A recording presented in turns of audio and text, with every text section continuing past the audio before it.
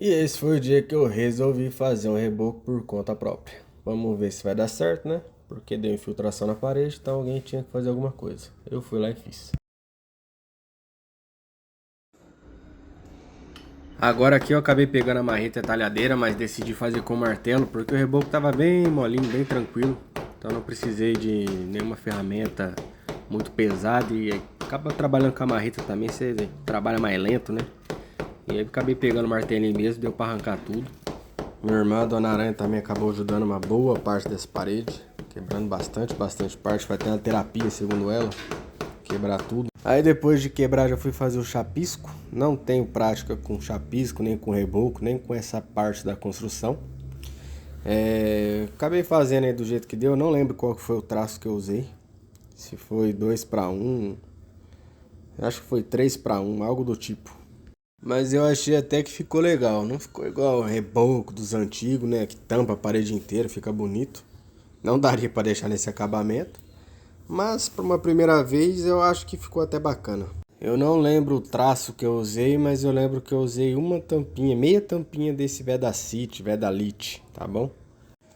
Aí agora a gente acabei fazendo umas taliscas, né? Pegando o meio da parede e o canto da outra que já existe. Coloquei um preguinho lá do outro lado. E aí nesse meio aí tem uma barriga, né? Então, parede meio antiga, acaba ficando assim mesmo, corrige no reboco, né? Mas eu não sou profissional, então não sei corrigir no reboco. E aí fiz 3 taliscas, vou usar essa régua emprestada. Tudo aqui é emprestado, que eu peguei. E bora atrás de fazer o traço para começar o reboco. Bora lá. Aí pesquisando eu vi que o traço pro reboco é 6 para 1, né? 6 de areia para 1 de cimento. Fui lá, fiz desse jeitinho. Eu comecei fazendo dentro da bacia. Daqueles meio tambor. Só que tava muito pouco, cara. Eu ia lá fazer o reboco, dava meia paredinha. Eu vou fazer lá no fundo mesmo. E vou fazendo a massa lá, boto no baldinho, pouquinho em pouquinho. Eu fiz umas 8 massas, 10 massas dessas. Essa daí é a forma que eu misturo a massa, vê como é que fica misturadinho.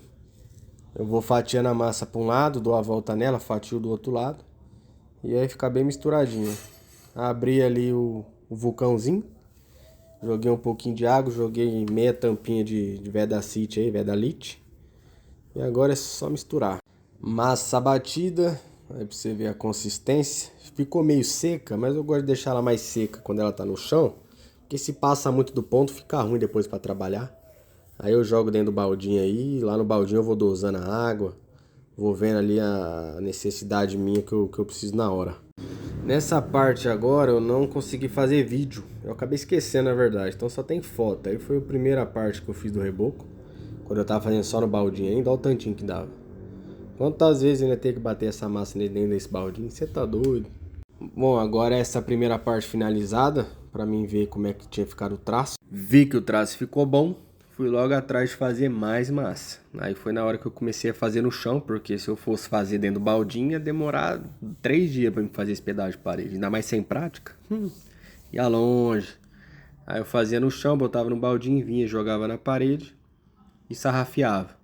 Aí eu tô tapando os buraquinhos, né, que ficou depois que eu sarrafiei. Cai alguma pedrinha, cai alguma coisinha, ou falta massa em algum lugar, a gente vai tampando.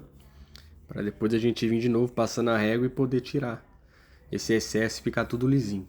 Aí embaixo que eu tô passando a régua várias vezes é porque eu tava tendo dificuldade por conta da barriga que a parede tem. E aí a régua ficava meio torta e tudo mais, mas não consegui deixar reta, né? Deixei o melhor possível. Agora eu tô passando desempenadeira para ficar tudo bem uniforme, bem bonito.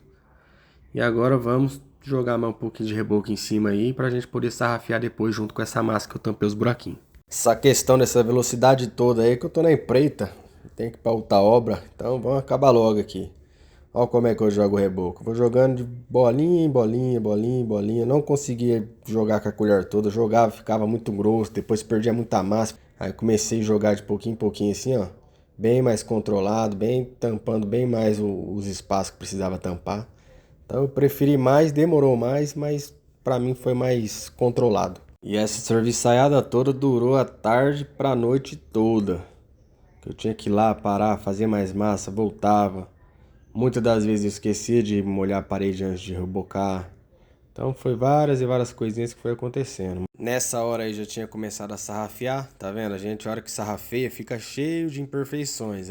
Nessa hora que a gente umedece um pouco mais a massa, para poder jogar ali na parede, né? E eu, sendo perfeccionista, tentei deixar mais reto antes de jogar mais massa. E aí eu cansei de jogar massa na colher, comecei a colocar com a mão mesmo. Preferi colocar com a mão porque quando a gente joga com a colher fica um pouco alto, às vezes fica ruim depois para sarrafiar.